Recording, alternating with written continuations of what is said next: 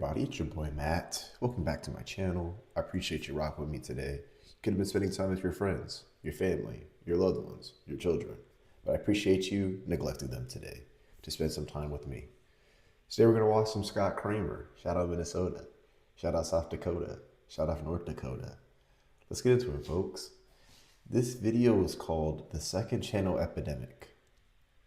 I have my own takes. Maybe talk on it. If not, let's jump into it. Strugglers, have you ever just been sitting there watching your favorite YouTuber, having a good old time? You know, you're having a laugh, maybe you learn something new, just enjoying your time, okay? Then all of a sudden, they hit you with this. I hope you had as much fun as I did. Thank you so much for watching. Thanks for checking out the second channel. And you're like, hold up, second channel? What kind of trick are you trying to pull here? Why would you have a second channel? Why not just post this video on your main channel? Who the hell do you think you are? And why? I mean, it's very simple. It's to drive revenue. I would have one main channel, get it to a certain amount of viewership, catapult those viewerships into a second channel, quickly run up the numbers on that. YouTube will then reward me because at that certain watch time amount, a certain amount of comments, likes, view time, etc., and I can quickly boost that. I'm not judging. I'm just saying that's how the algorithm works. That's how the YouTube platform works. So it would only behoove me to make a second channel. Heck, why not a third and fourth channel, right? If I can continue to use, if I can get at least 90% of my audience to go from my first channel to my second channel, I'm making profit from two different sources. Why doesn't Iaz make music anymore? I will attempt to answer all of these questions today with some help from Danny Gonzalez. I keep my opinions so people don't blow up on me on Danny Gonzalez. Maybe his comedy's not for me. I just think it's like, I don't say anything. From a few other YouTubers that you may have heard of, all of whom have second channels of their own. Straight to the source, network news could never. I also have a second channel, so I can speak on this with some authority. And here's a disclaimer, we are obviously not able to speak for every YouTuber, but hopefully this video at least gives you an idea of why some YouTubers divide their projects across multiple different channels. Kind of an inside baseball type video.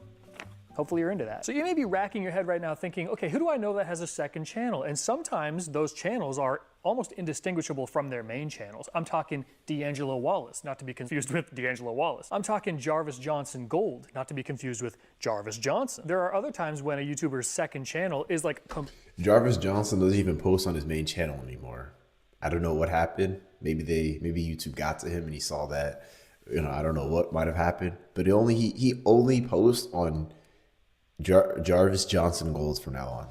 Completely different, nothing even close to their main channel. And now I'm talking about, Good Mythical Morning. They started out as Rhett and Link, they were doing skits, they were doing songs, and now they have a show. Totally separate, but it became their main gig. Also, you ever heard of Corridor Crew? Man, they're OGs, they used to be Corridor Digital. And they still do that stuff, it's their side projects though. Corridor Crew is their main gig, where they do a lot of reaction stuff, unscripted things. They do all kinds of stuff on there, but it's not where their short films live. Corridor Crew has a second channel? Which used to be their bread and butter. Boy, I sure am having fun. The only thing that might make this video better is a sponsor segment about 5 minutes in. Man, this guy's gonna talk about Helix. A few main reasons why I think YouTubers start a second channel, but they all kind of funnel back into one common denominator that is the root of those reasons, and that root is pressure. Whether that pressure comes from audience expectations, sponsor obligations, algorithmic changes, okay, bars. Pressure is seemingly the driving force behind many second channels that you see pop up on YouTube. And guys, we're gonna talk about all this today. I got an all-star lineup coming your way. You ever heard of Danny Gonzalez? He's in this video. Let me paint a picture for you.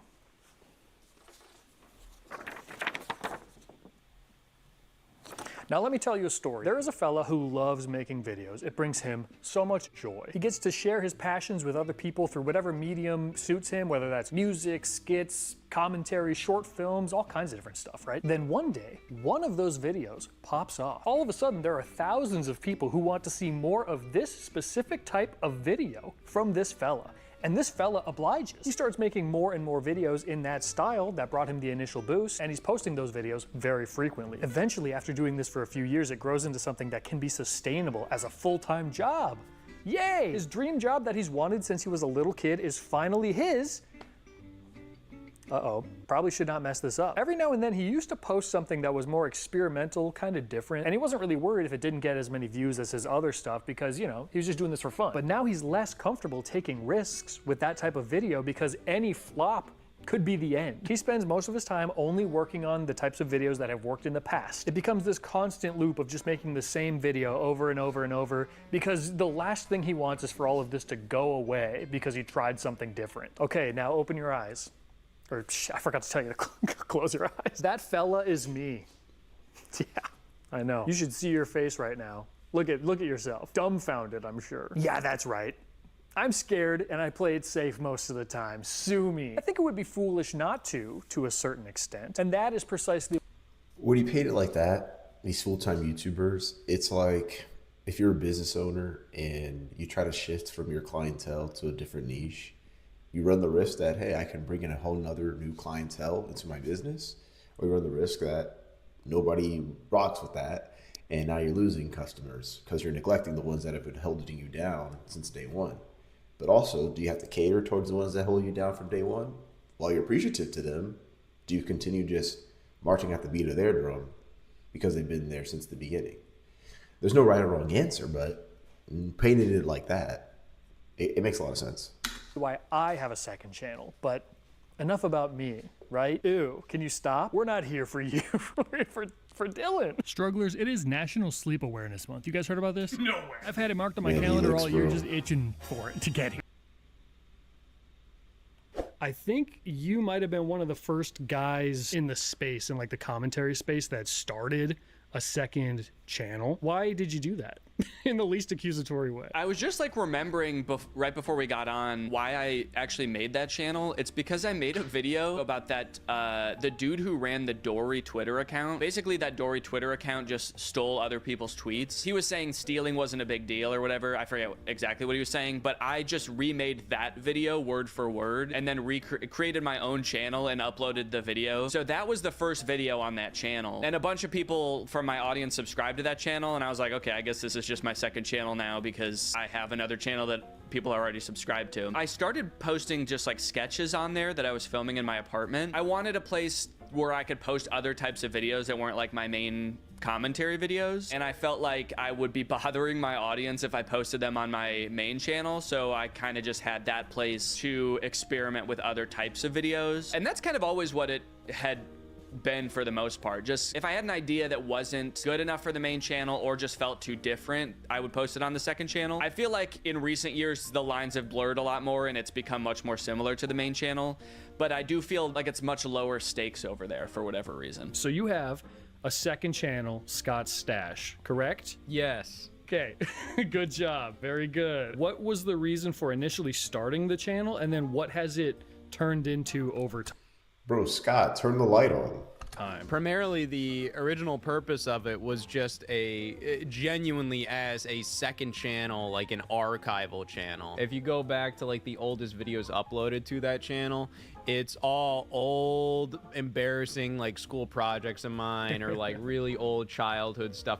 I've been very keen on like archiving the stuff I've done in the past. Back in like 2015, 2016, that's when that channel kind of got started. As my main channel, Scott the Waz, started to take, you know, my primary focus, eventually I kind of decided to just upload a couple little things to that second channel. Behind the scenes, like bloopers or commentary tracks. I would try to do like things here and there because I've always really loved bonus features on DVDs and all of that. Yeah. So as much as like scripted content is like my true bread and butter, like that's my biggest passion in life. I've also... Well, I mean, I agree with that. I have 3 channels. Shameless plug. I have a channel for my dog. It's called The Dude 2. Shout out my guy. My dog's name's Stitch. So I have a channel for him. Spill water all over my keyboard. I have this one, Project Brian. It's called Project Brian with the main goal of life's a project, I'm a project, always trying to work on myself. So whether it's reacting to things I know, reacting to things I don't know about, reacting to things that I find funny, I share it through the audience. I put cooking videos on here. I put my wife's cooking videos on here. I try to put different, if I'm cutting the grass or installing something, just showing you guys different things. Whatever you guys seem to enjoy the commentary reactionary videos, so I do more of those. But if I go somewhere, and the main thing is I still haven't gotten over the fear of filming myself in public or filming others in public. So like when I hang out with friends, I don't know how comfortable they are with me videotaping. So I have my camera. I typically only use it for my own at-home projects or when we travel with my wife. That's our third channel. It's called Jesmir and Matt Travel. But I'll have a link in the description. But essentially, I haven't got, they have kids. I know they don't want their kids necessarily on the internet. Heck, they don't want their screen in front of their kids. So out of respect for them, I typically don't film around on my friends. A lot of them, most of them, if not all of them, have children. So it's not my kid. I respect them, so I don't really put a lot of my, I would make a monthly vlog if I could to kind of show you guys how boring some months are, some exciting, some other months are. But I digress. Let's get back into the video. Really still enjoyed like a lot of unscripted content, so I tried that here and there on Scott Stash. Like I just tried to like put out like a little video where I'm talking about a thing in my game collection, or just talking about some old thing I did, or what have you. I think it almost felt very cool to kind of build up something new again. Started to upload weekly to Scott Stash as well. I ended up just kind of like gradually doing more and more, to the point where I saw a lot of people say that they actually preferred Scott Stash to like the main content I was producing. What is your thought process behind not just... So I only knew of Ooga Booga. I didn't know Dylan is in Trouble was his original channel. I only thought Ooga Booga was his channel. But it kind of makes sense that he has a bigger channel, because I'm like, this guy only has like 900,000 subscribers, and it's just such high quality stuff. Listen, I'm not saying that if you have high quality, that necessarily you have a large audience, but I'm not saying the opposite either, the inverse, that if you have a large audience, that means your quality is good. I'm just saying is the way his setup was, the way like it was very efficient, his editing, I'm like, there's no way this guy only has 900,000 subscribers. I mean, I could say the same thing about Scott Cramer's channel. I don't think he has 1 million subscribers yet. Let's see. Yeah, he has 950, he has 950,000 subscribers, but his quality is always on point. So anyway. Just dumping everything in the same place. When I started, that felt like the obvious thing. Like, why would you split your audience? Because then you're just gonna have to rebuild a second audience. Then like some will transfer over, but each community is like bucketed for what they want. When I started doing movie or music reactions, that's what the audience wanted, and I felt like definitely the audience was there for the artists, and like someone that they were like, oh, you're good enough for whatever. Yeah. So I kind of wanted to build an audience that's more like Dylan centric. Like I kind of needed a reset, because I kind of let things get a little hectic over there. You were doing music specifically, and then your new channel was movie stuff, and then you started another channel that's kind of like, there isn't really any genre or topic that you cover. It's more like Wild Westy. Why start the Wild Westy channel when you already have the one that's so successful? When they send you the play buttons, the 100,000 and millions. Yeah. So when I hit 100,000 on my first channel, and you fill out the form, they're like, hey, what's your channel name? And you had to type it in, and I'm like, could you just put anything in here? So then when I got the million on Dylan is in Trouble, I was like, I just typed in the first thing that came to my mind, which was Ooga Booga. And then sure enough, they sent it, congratulations, Ooga Booga. And I was like, all right, well, now I got to continue the joke. So I created that second channel just for that joke. So I could be like, hey, look, we already hit 1 million. How crazy. And we have like 50,000 subscribers, right? And then the second video I made hit like 2 million views right away. And I was like, all right, well, damn, man. I guess I gotta keep making videos. So a little bit was like, there's an audience hunger for it. And I thought it was just like a smart way to like separate. Maybe it's like out of respect for the audience, but like I kind of want to bucket things where it's like, here's the movie stuff. If you like that, here it is. If you want the other stuff, you just have to subscribe. It's like, obviously it's not like, it doesn't cost anything, so people can head there for everything else. Just because it feels so clean. Like when you want to watch a movie commentary, that's the kind of content you come to the channel for. Every time they click on a video, they know what they're gonna get. I also think that kind of could turn like an audience off. You're too wide of a variety, and the tone is different on too many different types of videos. Where if your audience comes across it, they have to think, do I really want to watch this? And if they have that thought enough times, it immediately just makes them go, maybe why am I even subscribed? Like they just skip you enough times where it's like, I don't know that I even really care. From what I can remember. That's how I feel about Danny Gonzalez, respectfully. I mean, he has a family. he's doing his thing. I some of the subject matter, some of the stuff he does in his videos, even his second or his first channel, I'm just like, not really interested. I mean, hey, I'm sure some of you might be feeling that way. You're like, I'm hitting up subscriber right now. But the 19 of you that rock with me, I appreciate you. The second channel spawned in as something where I would have a video idea, or I would make a video and look at the completed product and either be like, this is not up to par with what I want it to be.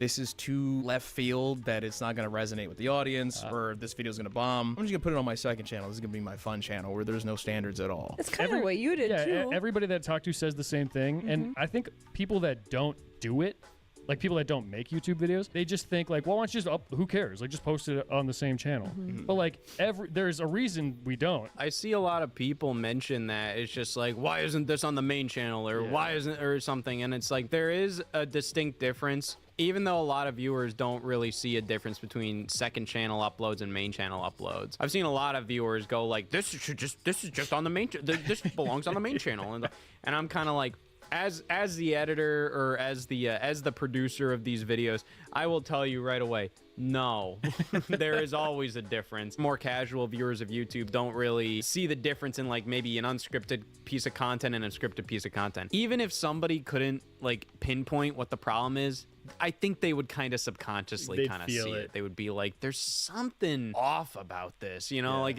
there's a reason why like main channel and second channel are kind of their own separate things. Yeah, it's one of the reasons that I wanted to do this video, because that is a thing that I'll hear. If I post something on my second channel that's more of like an unscripted reaction commentary instead of like a full conceptual scripted thing, some people would be like, oh man, this should have just gone on your main channel. Maybe like from your end as a viewer, I could see why you would think that, but from my end, it's like, it's a completely different beast. I probably overthink it too. Like, I think people notice things that they don't and care about things that I care about more than they do, so. That's the thing with being a creator. You should embrace the fact that, to you, it's like, there's a distinct difference. Even if the viewer can't tell, I think that just shows you're making good content if the viewer can't tell. That's not to say the viewer is dumb or anything. It's more so like, I think a lot of viewers just kind of watch YouTube much more casually than I think like creator type person does a lot of the time. You know, I'm watching like a movie or TV show and I'm immediately kind of thinking, oh, how did they do this? Or wow, that must have been crazy. I was watching the damn Muppet movie and like, how did they make them ride bikes? Some people can get away with posting whatever they want. That's true. How do they make them ride bikes in the Muppet movie? Interesting.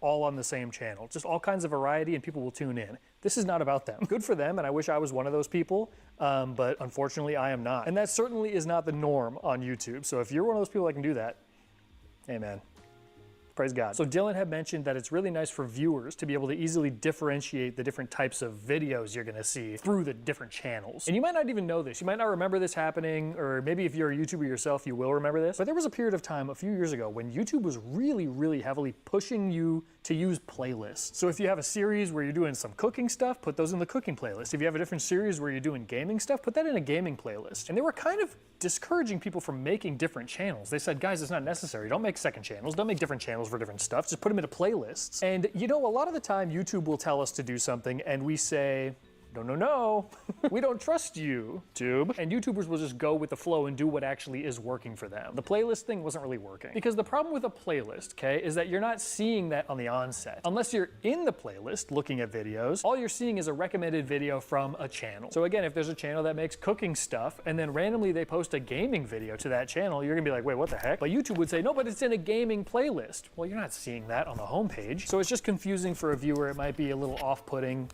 It might be off-putting. It's just a little bit cleaner to put it on its own channel where people will expect gaming videos. And that way it doesn't hurt your click-through rate. Here we go, here we're going inside baseball. It doesn't hurt your channel's click-through rate because most people are there to Click-through rate equals percentage of people who click your video and recommend see it. cooking. And all of a sudden you post a gaming video and they're gonna be like, well, maybe I don't wanna watch a gaming video from you. I wanna watch cooking from you. So you've built up a cooking audience and now you're serving them gaming. Click-through rate goes down, that hurts your channel as a whole. You don't want that. So you put the gaming videos on a gaming channel where you can build a gaming audience. Something that I've heard other people talk about is the pressure is infinitely lower than they feel on the main channel that they built that like started their career, you know? It feels like a secondary place that has no pressure, no anything. You, to me, feel like that's your attitude towards everything that you do. That it's all just like, whatever, no big deal. Oh, actually, it's the opposite. I'm like, I'm not like tight about things, but it's always in my mind, like I'm never gonna put out something that's like slop. I never want to put out like if I'm gonna make a reaction video, which is kind of like considered like low run content, it better have like enough watchable quality to it where people,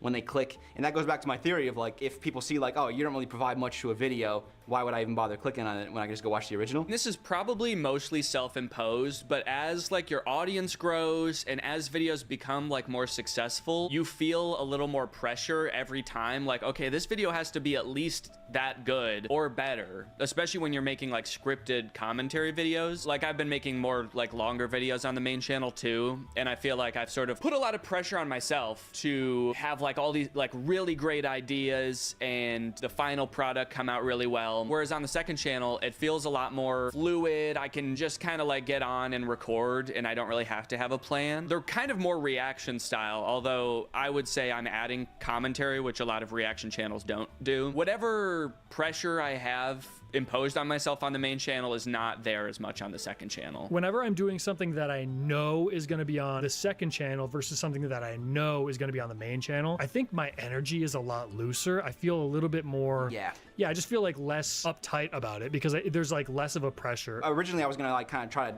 take it, dial it back, try out different things, and then see what works best. But then the second video popped so hard, and I was like, oh, okay, well, now I feel like the pressure, I gotta continue living up to like making good stuff. And the video wasn't like high quality production-wise. It was actually bad intentionally, just like as part of a joke. I kind of wanted the pressure to be off a little bit when I made the second channel, but it didn't. I think maybe Dylan is in trouble. When I first started that was very much like, there's literally like 3,000 people watching this, so it's like pressure's off, so I didn't care as much, and I got some weird ass videos that I privated, so.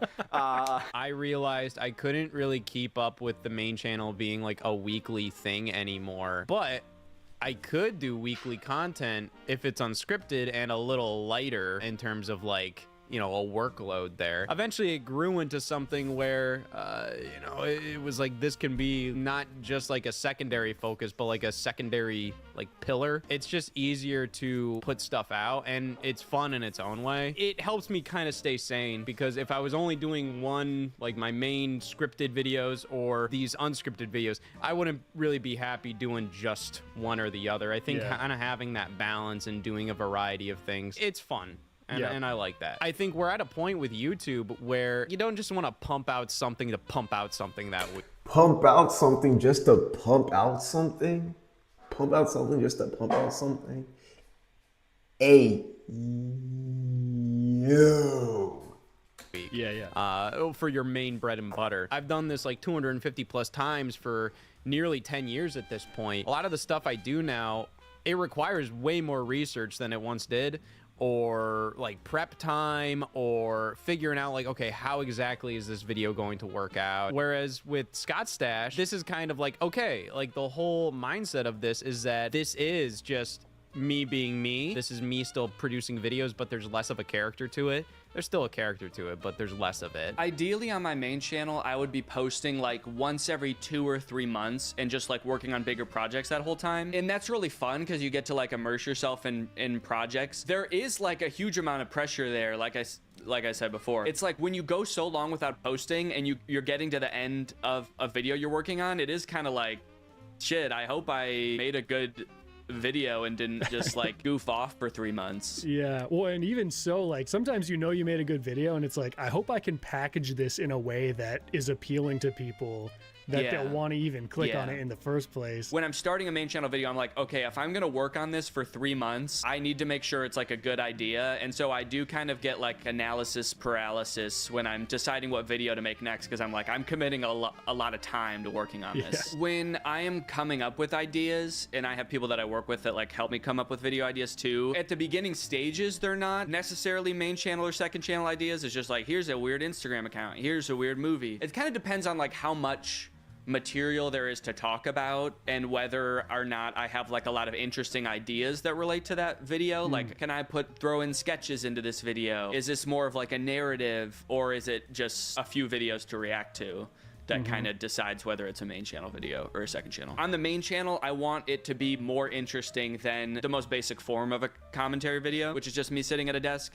So anything I can do to spice it up. That for me is the fun part. There was one time that I had a video on my second channel that was doing so well that I privated the video. It was more of like a stream of consciousness. I was figuring out what I wanted to say about this thing in real time, and it was messy and it was sloppy, and it was just something that I had like these initial thoughts that I wanted to get out into the world, but I didn't want to sit down and make it into a full main channel video because I didn't think it warranted that. But then that video started doing so insanely well, better than my main channel videos, and there were new people coming in and finding me for the first time and being like, so this is what you do? You do sloppy, messy, like rambly nonsense commentary? And I was like, oh no, that is not what I do. And that's not what I want people to know me for. So I took that video down. I wanted my second channel to be more of a tight. Dang, that's a tough decision. Successful, making you money, you decide to private it so they don't make more money.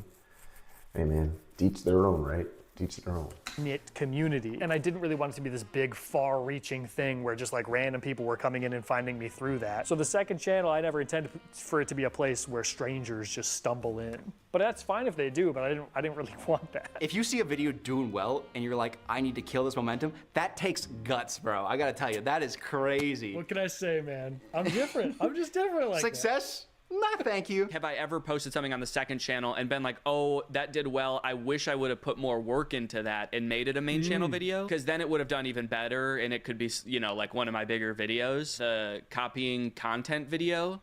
The first part of that video, I'm talking about this guy who just like steals clips from other YouTubers and Twitch streamers. He was making videos about how he makes like 20K a month by clipping people. And that was originally a second channel video. And then I kind of like wrote some more commentary along with that and made it a small section in a bigger video on the main channel. Have you had sponsors on your second channel? Yeah, yes. Sponsors on the second channel for a good while now, yeah. Does that add pressure to it? Because the second channel always feels like everybody's like dumping ground for whatever they want to do. But once sponsors get introduced, then it's like part of the business. Yeah, because sponsors, they're expecting a certain view count. I think a lot of the sponsors that I've worked with tend to be ones that I work with for a while, so I think they generally know what they're getting into. Even if I put out like kind of a random video, there's still like a core audience that'll come watch and they're okay with like those.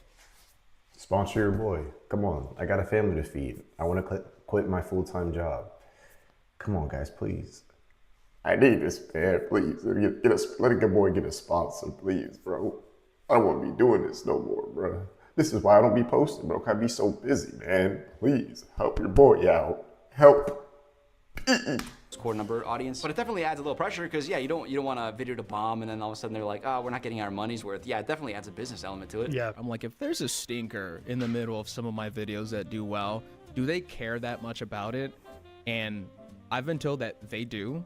They will look at that, and they'll also average out views sometimes. Yeah. So you don't want this outlier dragging everything down. Yeah. Yeah, I mean, it kind of sucks after a while because it's like I can't do. I mean, you can't have fun. We have fun. We do have a have lot of fun. fun. We love to We have have a fun. lot of fun. We have a lot of fun. We love this. yeah, funny. Okay, it does become a little bit of a tricky game where you get into that and you want to impress sponsors. So it's like, okay, I'll just put these over here. I don't know if you've gotten sponsors on the second channel. On your second Couple, channel, yeah. you run into a similar problem Yes. where now you still want to keep impressing sponsors. Yeah. Right. So Yes, it Right. starts all over. then you make the third channel and then you just know. keep moving down. It's a vicious cycle. yeah. A lot of like brands, if they have the option of spending more money on a main channel video that's going to get more views or multiple smaller videos that get less views, they will pick multiple smaller videos because they're kind of like diversifying, hedging their bets a little bit instead of putting all their eggs in one basket. So I think that sometimes they're more likely to want to sponsor a second channel video. Really the reason that I started posting like a lot more on the second channel, I was tackling bigger, longer projects on the main channel and I didn't want to go that long without posting. So I was like, let me figure out something that I can post in the meantime. And then the other thing was that once I started having kids, there were long periods of time where it just... This guy say kids as in plural. Like, I thought I only had one child.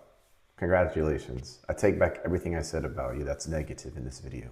wasn't feasible for me to be making longer projects. But yeah, when I started having kids, I just wanted a way to like be able to post something and not feel like I'm just like gone for large amounts of time. I am still gone for large amounts of time, but this gives me a vehicle to at least not have that excuse. And the truth is, guys, it's not that serious. right? Except it is. It's deadly serious. How dare you say that? This could all be ripped away from any of us for any number of reasons at any time. You have to take it incredibly seriously, but if you take it too seriously, it strips the joy away from it. So really, it's horrifyingly serious, but you kind of have to just like put your head down like this and pretend that it's not, and pretend like, I don't even care. Like when you're trying to get the PS2 to load up fast. No, it is. It's a lot of pressure, man. Now that he's painting it this way, man, that's tough. I mean, I work for my dad's law firm, and so a lot of decisions are made strictly about, all right, do I have enough money to pay my employees? Does that mean taking cases that we don't necessarily want to take? Yeah. Does that mean making stuff? But I have to make like hard decisions, like privating a video on my second channel that's bringing me success, just so I don't mess things up with sponsorships or viewerships or click rate. It's a lot of things to consider. I know. Listen, it's not life or death, I guess. Really nothing is, I guess, but when it comes to making a video, but still, it's like something I really got to consider. I never considered it before. This is very eye-opening. So you're like not paying attention to the screen. So yeah, that's the key to success, guys. You can have that one for free. Okay, so now that we've all been yapping about this for entirely too long, let me paint you another picture. Now let me tell you another story, and I'm gonna put you at the center of this story, okay? Listen up. Imagine you are a YouTuber. Congratulations. You start making videos because it's really fun, it gives you a creative outlet, you enjoy doing it. You don't really have anything in particular you want to stick to or talk about, so you're just throwing stuff at the wall, seeing what sticks. Maybe at one point you made what you thought was going to be a one-off video essay type thing about like the state of the music industry. And you don't really know that much about the state of the music industry, you don't really know or care much about music at all. He's talking about himself. Okay, his last video was about Ticketmaster, I think. Oh, but you were like, oh, this would be a fun thing to do. And that video explodes. Millions of views. You're rolling in it right now. Now, there are tons of people that expect that type of video from you. They expect music industry video essays from you. You, the person that doesn't really care that much about that topic. And until now, nobody wanted anything from you. Nobody expected you to do anything. They didn't know who you were, and now they know you as the music industry video essay person. So you give the people what they want, you know? And you have to give those people what they want because the algorithm won't push it to anybody else. It's only gonna show it to your core, and if your core doesn't like it, you gotta start all over. So you're gonna use this momentum built up by this one successful video, and you're gonna roll with it. You don't really rock the boat, you just keep doing the same thing over and over and over and over and over until it completely burns you out. And what used to be fun, posting YouTube videos, experimenting with stuff, is no longer fun for you. And then some twit sitting on his couch sparks the idea of a second channel. I can start over. I can start from scratch. I don't have a core audience that I have to appease. I don't have an algorithm that is feeding my stuff to very specific people. I can just experiment without fear of ruining what I've already got going. I can continue to do the thing that is working, but I can experiment somewhere else without harm to this main thing. You hit the jackpot. That is why we do it. And it can reignite your love for making videos. I've even said it in the past on second channel videos that I've made. I think that's enough mindless rambling for one day. Thank you so much for watching. Thank you for joining me on the second channel. I feel like 2019 Scott, like I'm starting all over again. It's fun, it's exciting. Does it feel kind of like your second channel is what your main channel was like 8 years ago? It's similar, and I feel like probably for some viewers, it feels that way. It's not the same process because I was still scripting videos for my main channel back then, and the second channel videos aren't really scripted at all, but I think the end result ends up being pretty similar. Yeah, I mean, it is a business, so it like grew into this big business that people expect a certain thing from, and then being able to start something new again kind of like brings that excitement back. If you're making YouTube videos, you do love what you're doing, but you get caught in this weird cycle where it like starts to become monotonous, and having a second channel gives you the freedom to like love what you're doing again and like do something new and do something that's less predictable. I've always loved what I do, but that doesn't mean that you can't get burnt out. I love doing what I do, and I want to keep loving doing what I do. I never want to dislike it. I never want to hate it. And I see a lot of YouTubers end up hating what they do. Like they hate the content they produce, or like they feel like they're cornered into only producing a certain type of content. I never really felt that way, but I definitely felt like getting to a point where it's like I can't do this at the frequency I once did. I think Scott Stash kind of helps me see this more as like a sustainable kind of thing. Once you introduce like sponsorships and such into content, there's like an expectation. And even if you started out coming in loving it, at a certain point, it becomes routine where you like kind of know the process of it, and you're making it because like videos need to go out. The business aspect of it, like, hey, videos need to get out, sponsors like have a certain deadlines that they need to hit. So like when people sit down and they're like, okay, I need to shoot today, I need a video, and when you think from that structure, yeah, I think you could lose some of the passion, and I think that kind of reads in the videos sometimes. So do you feel more creatively fulfilled on one channel versus the other? I guess your main channel. There's a nice balance though, because when I remember being a kid and just like run and gun, making whatever you want, and that's what my second channel feels like. And I think that's the vibe I get from other people's second channels too, where it's more just like old school style, not so much planning going into it. I know a lot of YouTubers treat this more business-like, where it's almost like a corporation. They record and they have like a team for thumbnails and all that stuff. And I'm not very good at letting go of doing those tasks. I don't feel like you are either. No, the second channel energy, and even with like... Nah, fam. I'm outsourcing all that stuff, bro. Y'all want to make a thumbnail for me? I appreciate you. I'll pay you accordingly. Y'all want to edit for me? I'll pay y'all accordingly. Heck, if somebody wants to be a videographer, wants to follow me around for a vlog, or wants to help me set up what should, my studio in the background. Right now I'm sitting at the wall. I have my standing desk turned around so that you won't see the end of my office. If you look at other older videos, you can see the back of my office. Just the wall here. And then I have all bunch of scrapes up because I would sit in my chair. If you guys want to help me out with that, I will pay you accordingly. Just let me know. Help me switch up my whole outlook. I do not care what kind, I will not stick to. Mark my words today. Mark my words right now. Come back to this video. Save it. Like it. Come back to this video. I'm promising you that I'm going to keep making videos that I want to make. Doesn't matter what the audience. Okay, well, if you guys like stuff, I would appreciate you letting me know. But if I find something interesting that I think that my audience would like to know about, or I feel like I want to share, I will do so. Maybe I'm shooting myself in the foot. Maybe I'm limiting myself, but I want to have fun, and what I do for a living is not fun.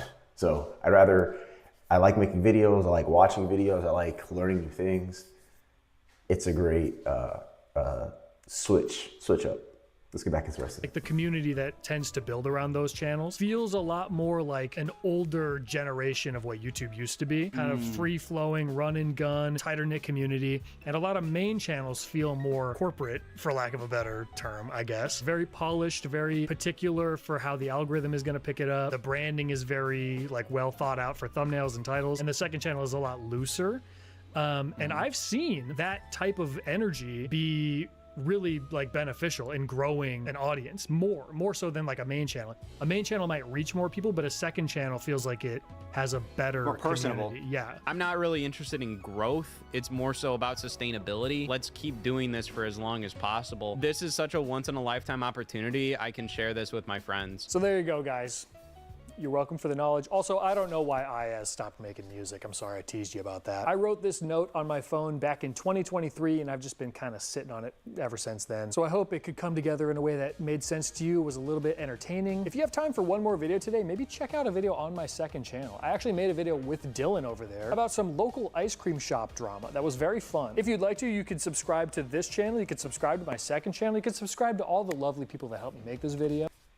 Sorry guys, I'm in the way, but I gotta show you something very important. So this guy has Patreons. And one of his top Patreons is Austin Post, which is Post Malone. I mean, I'll say my comments to how I feel about Post Malone, but that's pretty crazy that he has Post Malone as one of his Patreons. And you can start posting videos on your own YouTube channel too, and then I'll subscribe to you, or we'll all subscribe to you. I've got some weird why don't you subscribe to me, bro? Scott Cramer, please subscribe to me. I appreciate you. Weird experimental stuff that I'm going to post on the second channel very soon. So if you want to be a part of that, I'm tinkering around. I'm just trying to tinker around. If you want to be a part of that journey, come check it out. All right, I think that's all I got for you. Thank you so much for watching. I will talk to you again very soon. Goodbye. Wow.